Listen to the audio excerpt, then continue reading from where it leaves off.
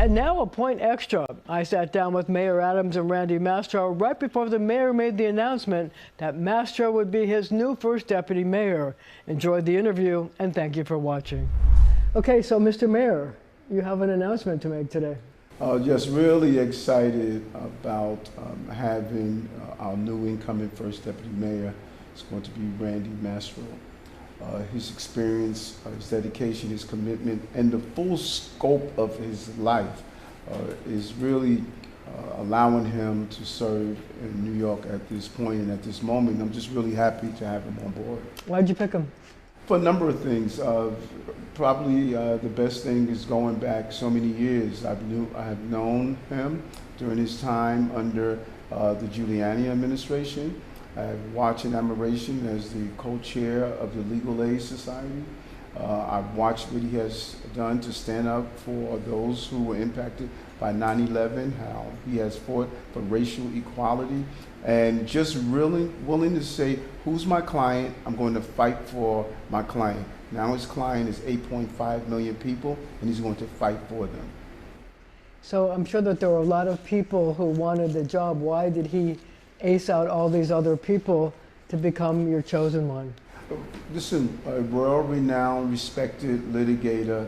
These are challenging times when there's so many questions that are going to come on our plate dealing with how do we move forward with them, not only legally, but policies. These are important policies that we're navigating, and you want an experienced person at the helm, a steady hand. Randy, why did you want the job?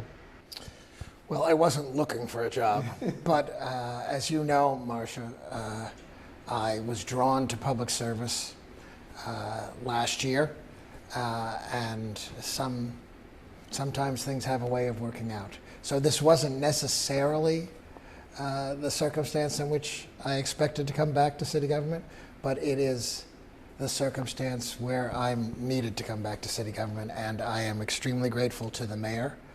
I love this city. I believe in the power of government to do good and improve people's lives.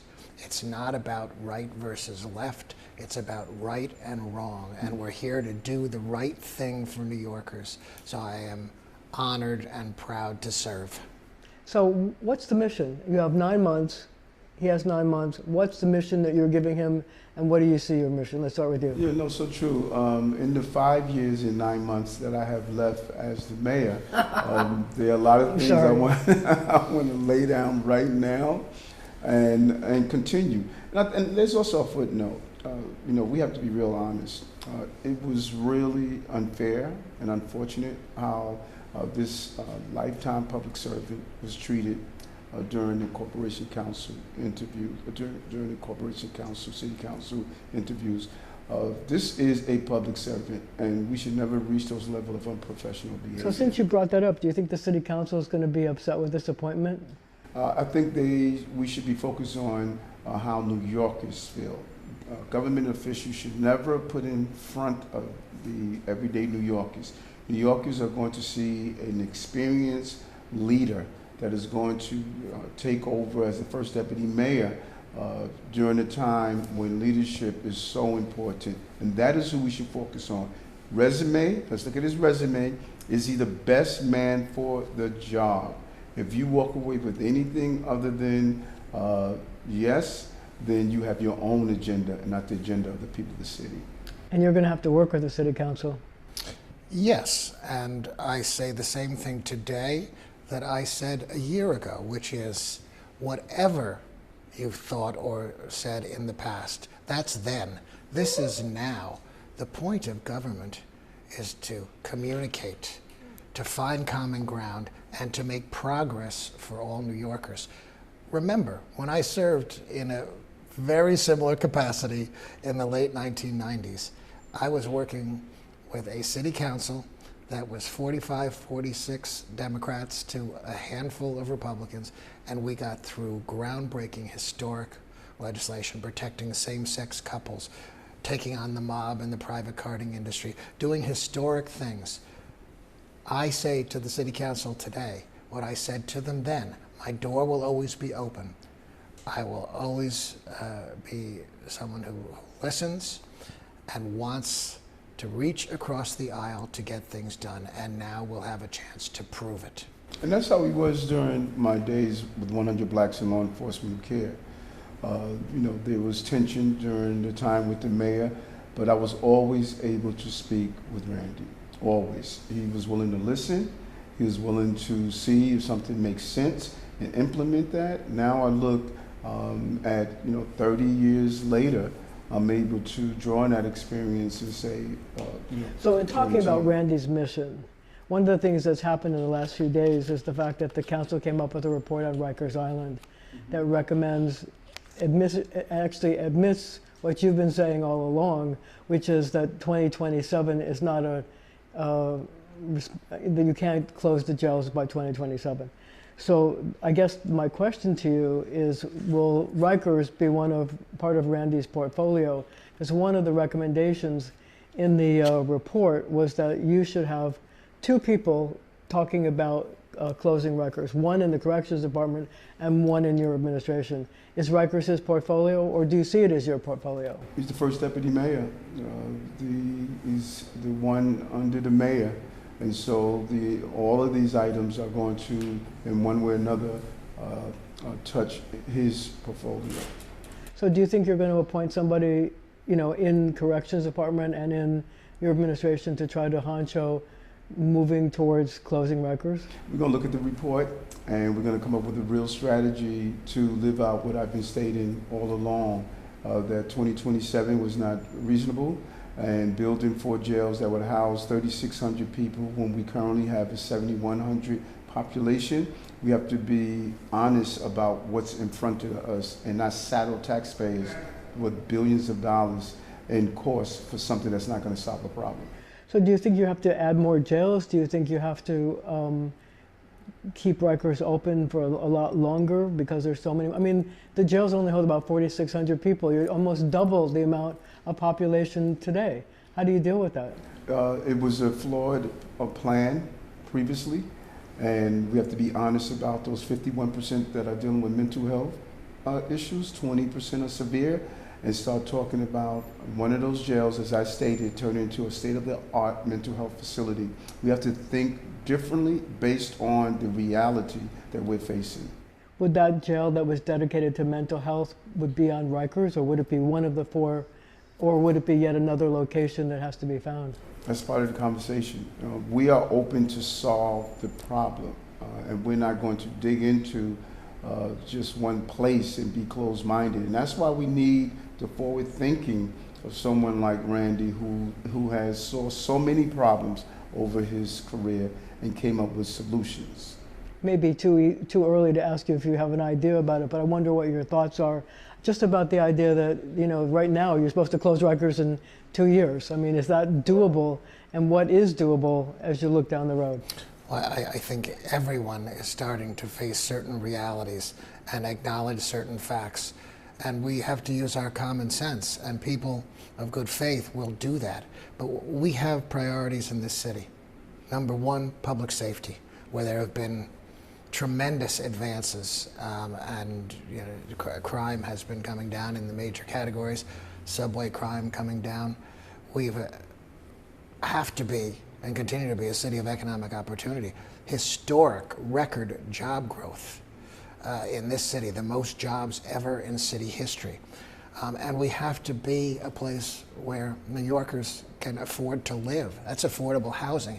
Historic achievement with the city of Yes, and over 80,000 units to be constructed over the next 15 years, plus other units that have been created and are occurring in this administration at record levels in less than 4 years compared to the 2 prior administrations. But it's also about quality of life. There's reality and there's perception. And New Yorkers, we have to do everything we can over the next 9 months for New Yorkers to realize the promise of this great city, feel safe, have economic opportunity, have places to raise their families in affordable housing. And we have to do this as a sprint. 9 months, may not seem like a long time, but it's amazing what people of goodwill can accomplish together and what we can do in this administration to make progress on the advances that have already been made and the historic achievements that have already occurred. So you basically see quality of life as part of your portfolio? I definitely do, and I see this administration, just like back in the 90s, had to deal with unprecedented crises. Coming out of COVID, amazing recovery. Migrant population, over 200,000 migrants here, shipped here by other states, shockingly, and the progress that has been made there.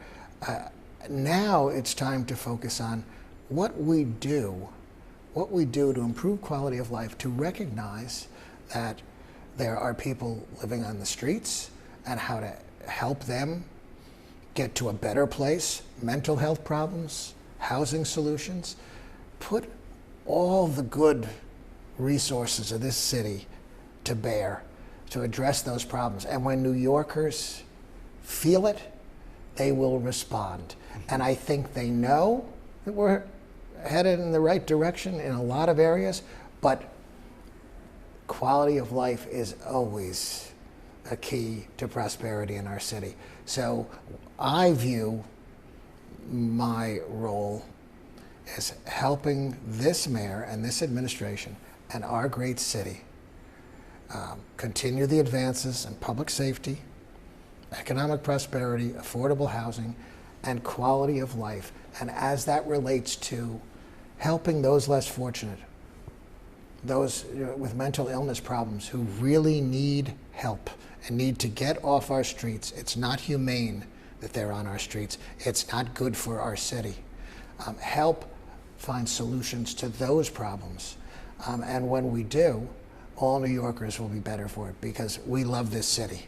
And Randy alluded to something that in the time we have in this first term and what we want to accomplish. I don't think it has fully been told what we did in just 3 years. Recovering our economy, more jobs in the city history, independent years of housing records, $30 billion back in the pockets of our New Yorkers, driving down crime, 20,000 illegal guns off the street. When you see what we've done in 3 years, we're going to show how to do this sprint in the 9 months remaining in this administration. But the beauty of it is that there's no training wheels on this bike. They're off, and he knows how to ride it.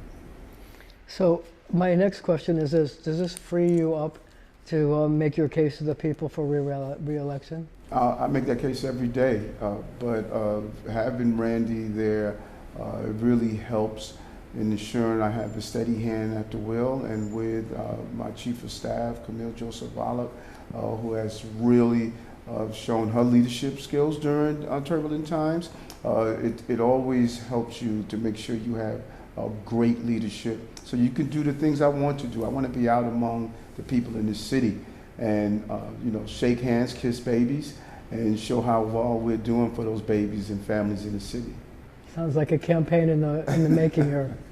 So I need to ask you about a couple of other things because something else happened today that the Court of Appeals came down with a decision, 6-1 decision, that struck down the City Council's bill that would allow non-citizens to vote. I wonder if you're going to take a position on that. Oh, our court's rule. The court's rule, we follow what the rules are, and we keep moving forward. And so when you talk also about public safety, will you be also sending Randy to Albany to make the case that there needs to be bail reform because of the large amount of recidivism that we see that's still plaguing people in the city of New York? Recidivism is important. Some of the policies that were made previously by previous governors impacted the public safety of our city and the quality of life of our city. You could directly point to the homeless crisis we face in to the decision made by previous governors. We could point to the revolving door system on how we reformed our bail system. You could point to the previous governor. You could point to mental health problems that we're facing right now. You could point to previous governors. And so we're fixing the mess that previous governor created. So Randy, I mean, you're a lawyer. You've been in government. What do you think you can do to convince the legislature that these are real problems that they need to solve, and especially the recidivism problem, which really plagues people on the streets of New York? Because almost many of the stories that we read about crimes are people who've committed them before. I mean, you've had statistics that are astonishing about how many people are actually recidivists. What's your best argument? What are you going to say to your friends in Albany? Well, you have to keep driving this message. And the DAs were speaking out just the other day. Bail reform is a misnomer. It's actually caused huge problems in our criminal justice system that have allowed people like a revolving door to get back out on the street. That's unfortunate. The record is clear. We have to open our lines of communication. We have to keep pressing the case, and Albany will eventually respond. But I would beat that drum every day. You have discovery rules that have been imposed that are allowing people to get out on technicalities for the slightest of issues. That makes no sense. And you have the problem of a mentally ill population that needs care, needs to get treatment, and then instead they're out on the streets. And that makes no sense. We need to do something to reform all of these things. I think there are a lot of people in Albany who appreciate that. I intend to open those lines of communication. I was responsible for intergovernmental relations when I was deputy mayor before, and I intend to open those lines of communication again. It's not an attack, it's a plea. It's do the right thing, and the right thing is to reform bail reform. What's your biggest challenge? I think the biggest challenge is that there's so much we want to get done, and that's why time is of the essence. So many things that I already mentioned, that the administration has had so many accomplishments, but there's so many other areas we need to be thinking about. Anti-Semitism, a terrible problem in our city right now. Special education and how that affects, students who have English as a second language. The police department getting up to full strength and recruiting there. Response times, where we get response times down in emergency services. So many issues where government doing the right thing improves people's lives. And I intend to be laser-like focused on helping the mayor, his administration, and every city agency have strategic priorities that they get done over the next several months. Mr. Mayor, it sounds like you've given him a huge to-do list. Well, I just continuously have to lean back. When we came into office in 2022, there was a huge to-do list: affordability, housing, public safety, mental health, COVID, migrants and asylum seekers. That list was huge. And when you look 3 years later, the numbers don't lie. We know how to do it. And I think that independent bond rate is, every time they've once raised our bonds and then stated, this guy is managing this city out of crisis after crisis. And now I have a real partner and assistant to do so. So the big problem facing you now is that you have to do a new budget. And you have threats from Washington to cut funding. You have Albany wrestling with their own budget, where they have to make allowances for possible cuts. Are you worried that you're not going to be able to meet all the demands? And especially now, the MTA is now asking you for $4 billion for its capital plan. How are you going to be able to do all this with the threats of cuts in aid, and not only from Washington, but Albany may cut your money as well? Yeah. No, Mother said worrying doesn't get you anywhere. Solve the problem. People elected me not to define the problem, to solve the problem. And I'm building a new team member. We're going to solve the problem, and we will land the plane. The good news is we have as strong or stronger a tax base than we've ever had before, with record employment and so many New York businesses, big and small, more small businesses than we've ever had before in our city. So there is the economic base for us to help ourselves. Problems with Albany, problems with Washington, questions are always going to be there. We have to solve our own problems, and we will.